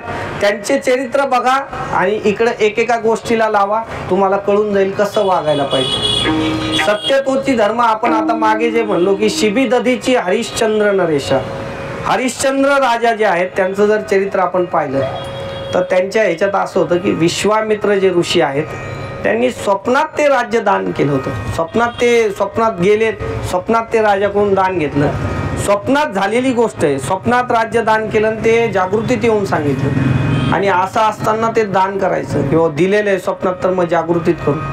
आपण तर जागेपणाच्या गोष्टी सुद्धा हे नाही करत. अरे केला असं गंज होत्यात अशा गोष्टी, रात गई बात गई, अशा आपण किती का गोष्टी करतो अशा. आणि राजा हरिश्चंद्रांकडे बघा तुम्ही की रात्री स्वप्नात जे दिलेलं आहे ते विश्वामित्र ऋषी सांगतायत. आल्यानंतर ते राज्य देऊन टाकायचं आणि मग ते सार्वभौम असलेलं जे राज्यपद आहे ते सोडून दिलं आणि ते काशीला गेले. कारण काशी जी आहे ना ती भगवंताच्या त्रिशूळावर आहे, त्यामुळे इतर भूमीचा त्या काशीशी काही संबंध नाही. त्यामुळे ती भूमी जी आहे ती भगवंताची भूमी, तिथं ते राहायला गेले. आता एक प्रसंग बघा तुम्ही, थोडा डोळ्यासमोर आणा की सार्वभौम राजा आहे आणि त्याला त्याचं ते सगळं पद सोडायचं, तेही स्वप्नात केलेल्या दाना करता. आणि त्याच्यात पद्धत अशी आहे की जे दान केलेले त्याच्यावर दक्षिणा ठेवावं लागते. तोपर्यंत ते दान काय होतं, पूर्ण होत नाही. तुम्ही गोदान करा, भूदान करा, त्याच्यावर परत काय ठेवावं लागते, दक्षिणा ठेवावं लागते, तेव्हा ते दान काय होतं, पूर्ण होतं. मग आता ते दान जे केलेलं आहे त्याच्यावर जी दक्षिणा मागितली आहे ती दक्षिणा मिळवण्याकरता त्यांना काय करावं लागलं तर तिथं जी आपली पत्नी आहे त्या पत्नीला सुद्धा एका जागेवर तिथं ठेवावं लागलं दासी म्हणून. आणि त्याच्यानंतर स्वतःला सुद्धा जे आहे ते एका चांडाला काय केलं त्यांनी विकलेलं आहे, जो म्हसनजोगी ज्याला म्हणू आपण, तिथं त्यांनी स्वतःला सुद्धा काय केलंय सेवक म्हणून ठेवलेलं आहे. आणि आता ती जी पत्नी आहे त्या पत्नीनंही ते स्वीकार केलं आणि ती पत्नी काय करते तिथं दासी आहे आणि ते जे तिथलचं जो कोणी असेल त्याच्याकरता ते रोज फुलं वगैरे आणण्याचं काम त्यांचा मुलगा करतोय. आणि एके दिवशी त्या मुलाला काय होतं सर्पदंश होतो, त्याच्यात तो मृत्यू पावतो आणि त्याचं प्रेत घेऊन ही जी राणी असणारी आता सामान्य दासी झाली ते प्रेत घेऊन ते तिथं जाते.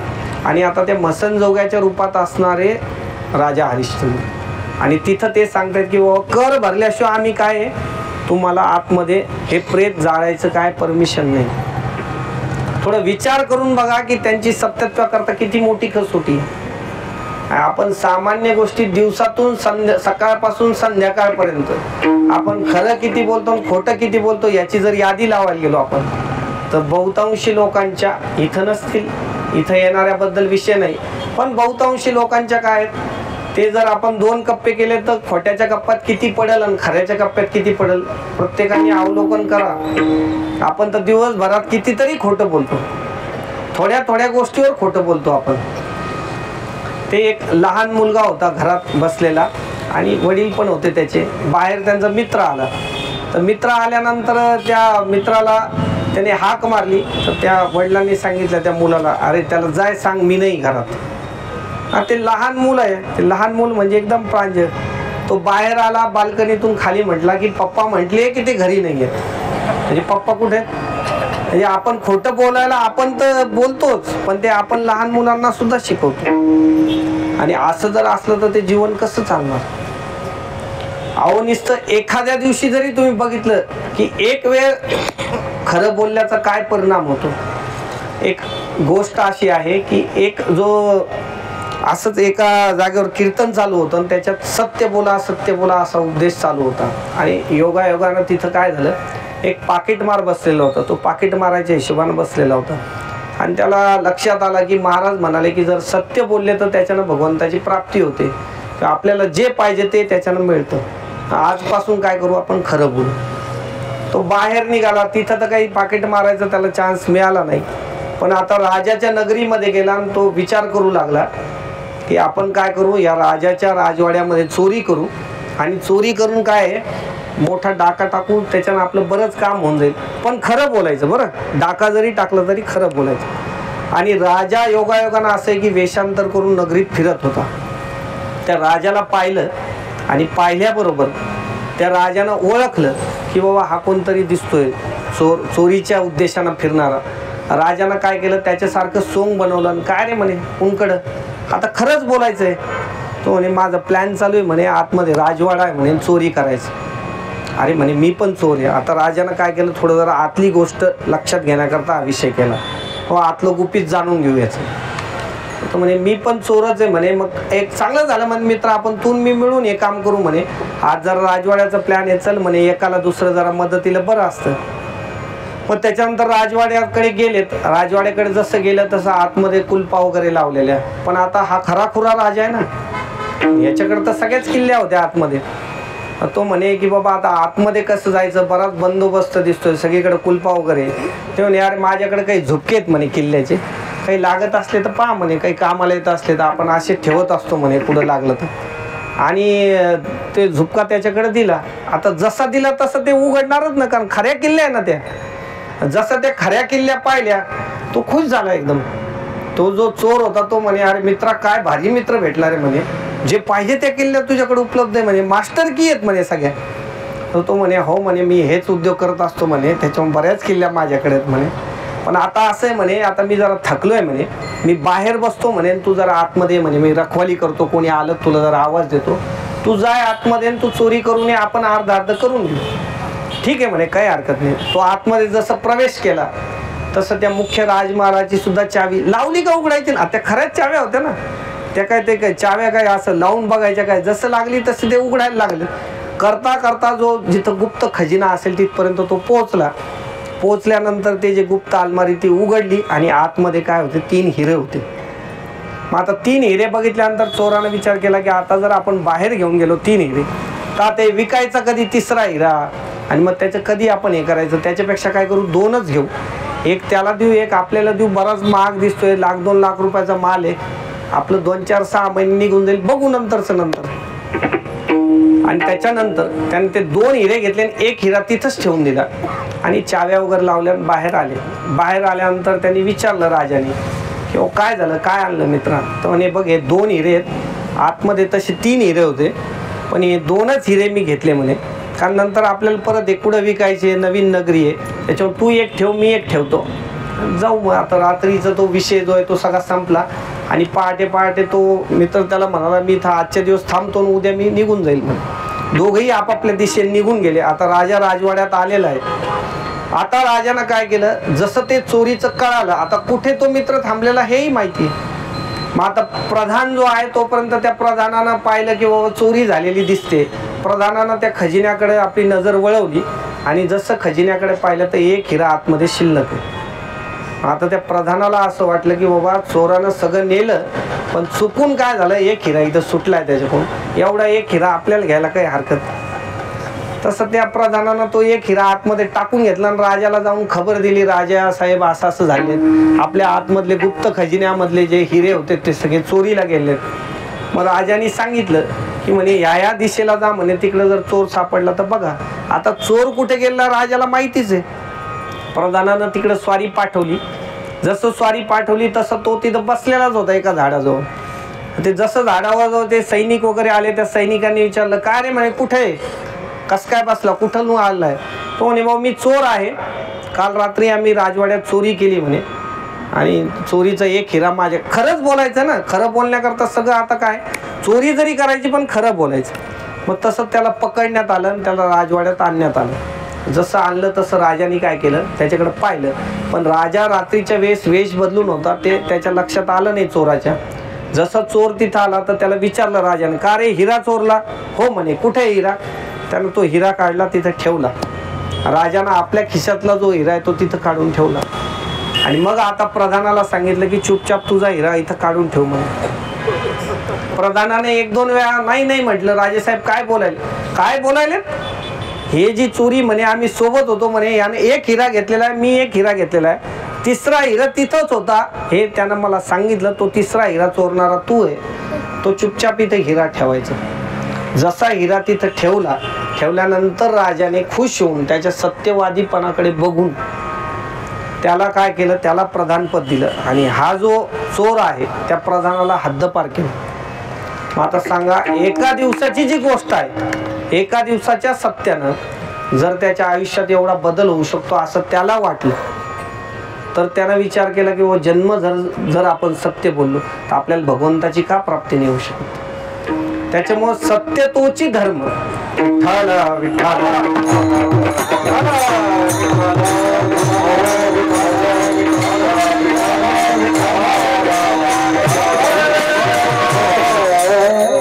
आपला जो वेळ आहे तो संपुष्टात आलेला आहे. 10:25 झाले. तसं कीर्तनाचा वेळ 8 ते 10 होता पण तो 8:30 ते 10:30 झालाय. आपण थोडा आता धावतो 2-3 चरणाचा आपण संक्षिप्त याच्यात अर्थ बघणार आहोत. त्यामुळे सत्याची जी कास आहे ती सत्याची कास सोडायला नाही पाहिजे. सत्य जे आहेत महाराज इथं हिताची गोष्ट सांगतात किंवा सत्यानं जर तुम्ही वागले तर तुमचं हित होणार आहे. जर असत्य जर तुमच्या जीवनात असलं तर तुमचं घात होणार आहे.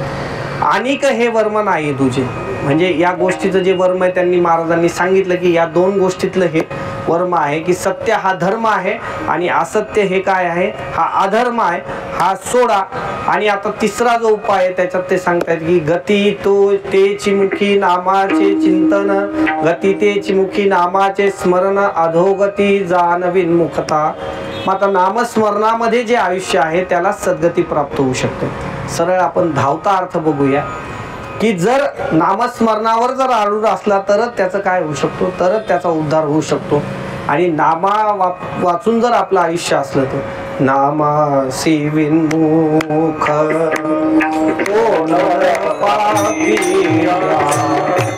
हरी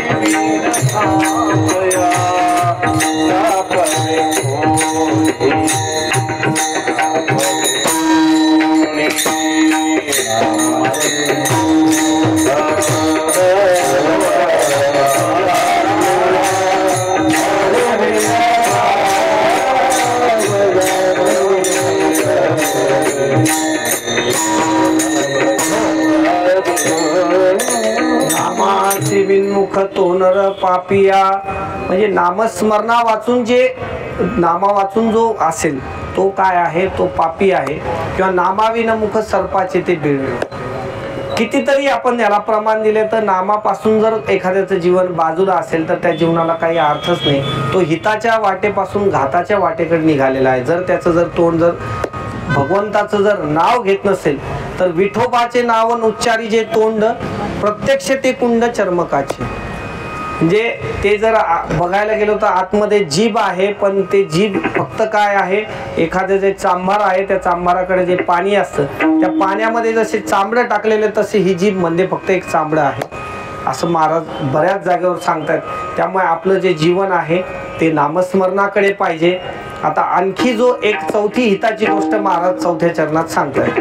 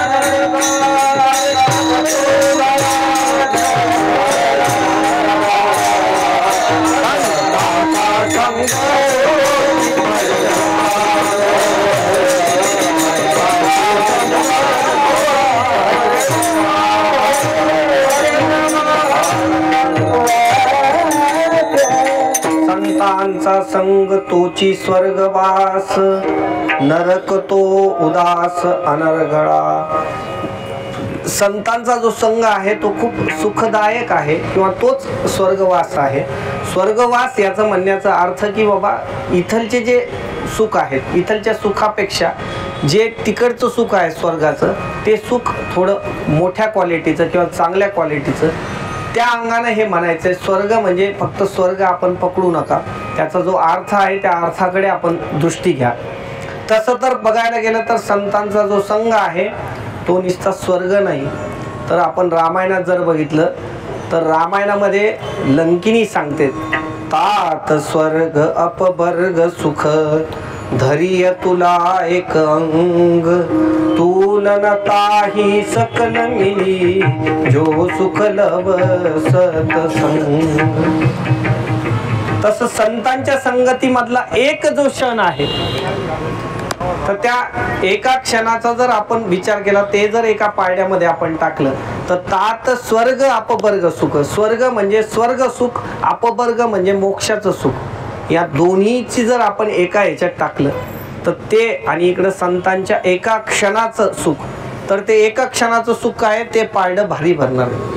इथं थोडीशी शंका अशी उत्पन्न होते की इथं मोक्षाचं का सांगितलं असेल, कारण ही सगळी जी धावपळ ही मोक्षाकरताच चाललेली. मग मोक्षाचं सुख सुद्धा संतांच्या संगतीपेक्षा कमी दर्जाचं किंवा छोटं का दाखवलं असेल, तर त्याचं कारण सरळ असं आहे की मोक्ष जरी प्राप्त करायचा तर हा देह जो आहे तो आपल्याला टाकावा लागतो आणि हा देह टाकून वर जावा लागतो. एखादी जी गोष्ट आहे ती जर दूर जाऊन जर मिळणार असली तर त्याच्यापेक्षा संतांच्या संगतीत इथं राहताना जर जो आनंद असेल तर तो मग निश्चित त्याच्यापेक्षा जास्त असेल. आणि एक थोडा एक दृष्टिकोनातून दुसरा जर अर्थ आपण बघितला तर स्वर्ग जे आहे हे कर्मानं मिळणार आहे. म्हणजे आपण जे ज्याला म्हणू आपण यज्ञ यागादिक वगैरे जे कर्म आहे त्या कर्मानं मिळणारं स्वर्ग आहे. म्हणजे कर्म मार्गाने स्वर्गाची प्राप्ती होते. आणि मोक्ष मार्ग जो आहे तो ज्ञानानं प्राप्त होतो, ते ज्ञान मार्गाने ते मिळणार आहे. आणि या दोघाही पेक्षा संत संगती म्हणजे भक्ती मार्ग आहे. म्हणजे तो भक्ती मार्ग जो आहे तो ज्ञान मार्ग आणि कर्म मार्ग या दोघांपेक्षाही श्रेष्ठ दाखवायचा आहे. त्याच्यामुळेही ही गोष्ट सांगितली. त्याच्यामुळे संतांचा संग तोची स्वर्गवास, नरक तो उदास अनर्गळा.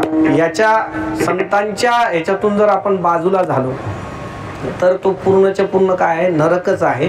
किंवा तो संघ आपल्याला मिळाला नाही पाहिजे. बिभीषणजी जे आहेत, बिभीषणजी जेव्हा इकडं रामप्रभूंना शरण झालेत आणि शरण झाल्यानंतर बिभीषणजी त्यांना म्हणतात की आता तुम्ही मला रावणाकडे परत पाठवू नका.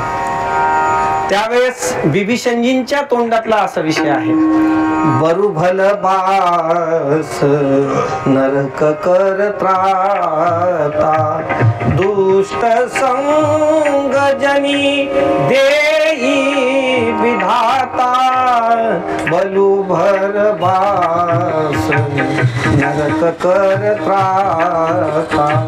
हे भगवंता, तुम्ही मला नरकात टाका याच्यापेक्षा, पण दुष्टांचा संग देऊ नका. मग आता नरकात टाकणं आणि दुष्टांचा संग याच्यातला फरक काय, त्याचा थोडा आवाज कमी करा, राहू द्या बस.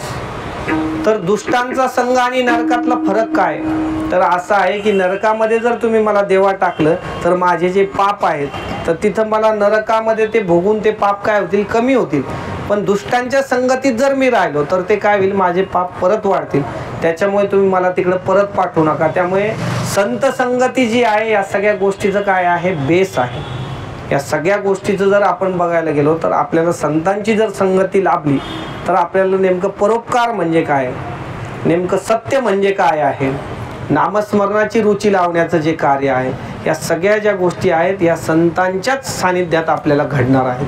त्यामुळे संतांची संगती जी आहे ती, ज्याला आपण म्हणू it is an essential part of life, तो आपल्या आयुष्यातला काय आहे, सगळ्यात मोठा घटक आहे. त्याच्याशिवाय परमार्थातलं पाऊलच पुढे जाऊ नाही शकत.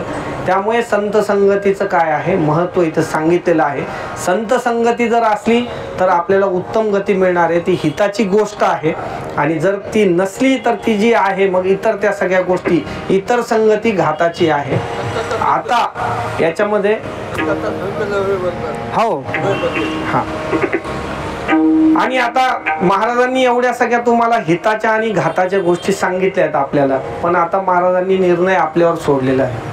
इथपर्यंत जे आहे महाराज आपल्याला त्या सगळ्या गोष्टी सांगतायत.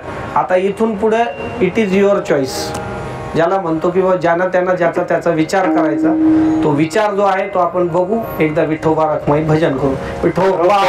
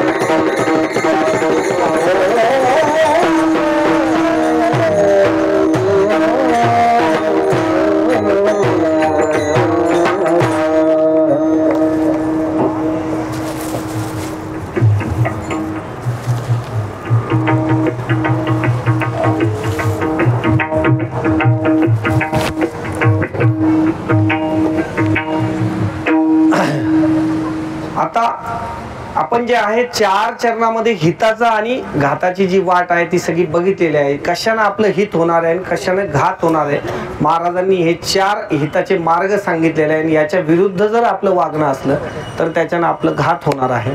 आता महाराज अंतिम चरणात जे आहे त्या अंतिम चरणामध्ये आपल्याला सांगतायत की तुम्ही जर असं वागले किंवा असं वागा अथवा न वागा, हे तुमच्या मर्जीवर काय केले महाराजांनी सोडून दिले, आपापल्या मर्जीवर. तुका म्हणे उघडे आहे हित घात, जया जे उचित करा तैसे. मग आता आपल्यालाही कळणारी गोष्ट आहे, आपण सगळे ज्ञात श्रोते आहोत, आपल्याला ही सगळी गोष्ट कळते किंवा आपलं कशानं हित होणार आहे. जर आपल्या जीवनात जर परोपकार असलं तर आपलं हित होणार आहे, परपिढेपासून आपला घात होणार आहे. त्याच्यामुळे परोपकाराची वाट आपल्याला पकडायची आहे, सत्याची वाट आपल्याला पकडायची आहे. सत्यानं जर वागलो तर आपल्याला काय पुढे आपलं कल्याण होणार आहे. त्याच्यानंतर नामस्मरणाची वाट पाहायची आहे. नामस्मरणानं जर आपण गेलो नामाविनमुख सर्पाचे ते बीळ जे आहे, जर नामाशी विनमुख तोंडणारा पापिया जर म्हटले तर आपल्याला तिकडे जर जायचं असलं तर नामस्मरण घेऊ नका. पण जर आपल्याला इकडे यायचंय तर त्याच्याकरता काय, आपल्या मुखानं नामस्मरण घ्यायचं आहे आणि संतांचा संग जो आहे तो आपल्या जीवनात झाला पाहिजे. हा महाराजांचा उपदेश आहे. आपण एखाद्या वेळेस घरात सुद्धा कधी कधी असं बोलत असतो, बघ बाबा तुला आपण असं असं समजवलेलं आहे, तुला चांगलं काय वाईट काय सगळं सांगितलेलं आहे, आता तुला कळतंय, तुला जसं वाटतं तसं कर, असं म्हणण्यामध्ये खराब करा असा उद्देश असतो का? उद्देश काय असतो? चांगलं करा. चांगलं करण्याकरताच महाराजांनी अभंग लिहिलेला आहे. पण चांगलं करा, फक्त शेवटला तशी बोलण्याची एक पद्धत आहे, त्या पद्धतीनं महाराजांनी हा उपदेश केला आहे. या उपदेशावर आपलं जीवन आरूढ करायचं आहे आणि आरूढ करून आपल्यातले जे दोष आहे प्रत्येकाने आपापले बघायचे आणि तसं तसं जीवन सुधरून घ्यायचं. हाच महाराजांचा याच्या पाठीमागचा उद्देश आहे. वेळ झाला मावशी आपला. हां, पहिलेच आपण 5-10 मिनिटं वर चाललेलो आहोत, त्याच्यामुळे आता महत्त्वाचं थंडीची वेळ आहे, त्याच्यामुळे तुमची थोडी क्षमा मागतो. असो, विषय असा चालू आहे की याच्यावर आपलं जीवन आरूढ करून घ्यायचं आणि आपला उद्धार करून घ्यायचा आहे. आजची जी ही सेवा आहे ह्याच्यामध्ये काही एखादं कमी जास्त वाक्य झालं असेल तर ते जे आहे ते माझ्या बालबुद्धीचं वाक्य आहे असं समजून तुम्ही ते पदरात घ्यायचं आहे. तसं तर मी सगळ्यात सुरुवातीलाच बोललो तुम्हाला की इथं आल्यानंतर मला असं वाटलं की आपण ह्यांना काय सांगणार, कारण ज्यांचं आपण ऐकत आलोय त्यांना काय उपदेश करणार आपण, ज्यांच्याकडे बघूनच आपण आपलं परमार्थ जे जीवन आहे ते बघतोय. हे जे सगळे आहेत इथलचे साथीदार मंडळी, हे पूजनीय गुरुवर्य आमचे जे बाबा आहेत त्यांची ही नित्यातली साथी करणारी मंडळी आहे आणि त्याच्यामुळे आपण लहानपणापासून यांच्याकडे जर बघत आलो तर यांना आपण काय उपदेश करणार. पण जरी तसं असलं तरी पण तुम्हाला एक गोष्ट सांगतो की हा जो उपदेश आहे हा काही माझ्या पत्रातला नाही, मोठ्यांचं पत्र आहे, वाचून दाखवणारा फक्त मी आहे. आणि जर ते वाचून दाखवणारा आहे तर वाचणाऱ्या जो आहे तो महत्त्वाचा आहे का मजकूर महत्त्वाचा आहे? मजकूर महत्त्वाचा आहे. त्याच्यामुळे तो मजकूर जो आहे तेवढा लक्षात घ्यायचा आहे, वाचणारा कोण आहे त्याला काही महत्त्व नसतं. असो, झालेली जी सेवा आहे ती भगवान दत्तात्रयांच्या आणि पांडुरंग रुक्मिणींच्या चरणावर आपण समर्पित करू आणि एकदा मोठ्या प्रेमाने भजन करू.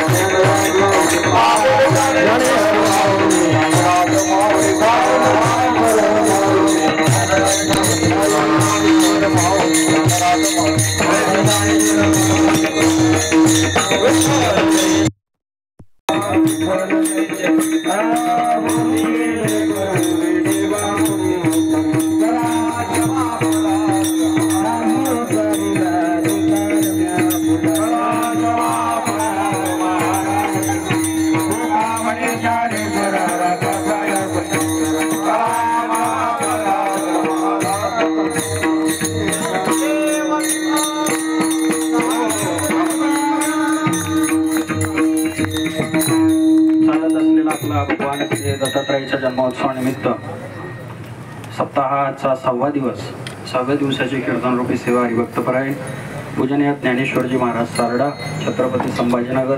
सुंदर महाराजांनी चिंतन केलेलं आहे. 2च मिनिटं, उठू नका कोणी, बसा खाली बसा. शिस्त मोडू नका आपली.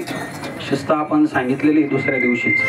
म्हणून समस्त सुदगिरणी क्वार्टर्स रविवारी श्री, त्यानंतर अध्यक्ष सप्ताहाची कमिटी यांच्याकडून महाराजांची मिरवणूक व्यक्त करतो. जगद्गुरु तुकोबारायांचा सुंदर असा अभंग परोपकार आणि परपीडा यावर महाराजांनी सुंदर असं विवेचन केलेलं आहे. म्हणून सगळ्यांनी एकदा जोरदार टाळ्या महाराजांसाठी वाजवा. त्यानंतर उद्या विशेष सूचना अशी की उद्या आपला उपांत्य दिवस आहे आणि आपल्या सप्ताहाचं जे मुख्य कारण आहे आणि जे निमित्त आहे ते निमित्त म्हणजे उद्या भगवान श्री दत्तात्रयाचा जन्म आपल्याला साजरा करायचा आहे. आणि उद्या सर्व कार्यक्रमाची रेलचेल आपल्याकडे राहणार आहे. त्यामध्ये सकाळी ज्ञानेश्वरी पारायणाची सांगता होईल. पारायणाची सांगता झाल्यानंतर गाथा भजनाची सांगता होईल. त्यानंतर उद्या श्रीमद भागवत कथेची वेळ बदललेली आहे. उद्या 2 ते 4 या वेळेमध्ये कथा होईल आणि कथा झाल्यानंतर कथेची पण आपण सांगता करणार आहोत. आणि त्यानंतर उद्या 4 ते 6 या वेळेमध्ये आपल्या